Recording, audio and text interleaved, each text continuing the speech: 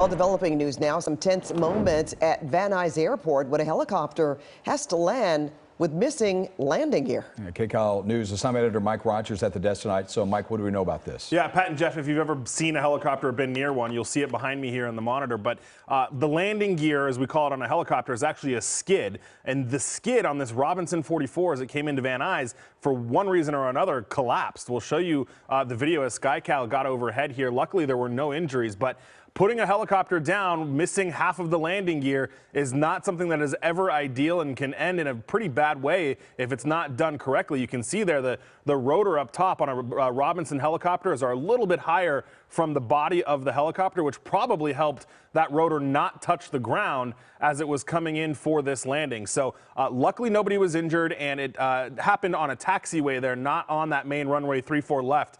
That you kind of see on the top of the screen there. So as we come back to the desk, there were no impact to the operations at the airport, which I can tell you on a Friday night is really good. That's where SkyCal departs out of, and a Friday night is when we call the fat cats getting all their big jets and taking off for the weekend. So an impact on the runway there could have been pretty bad on a Friday night, but luckily it did not, and there were no injuries. Pat and Jeff?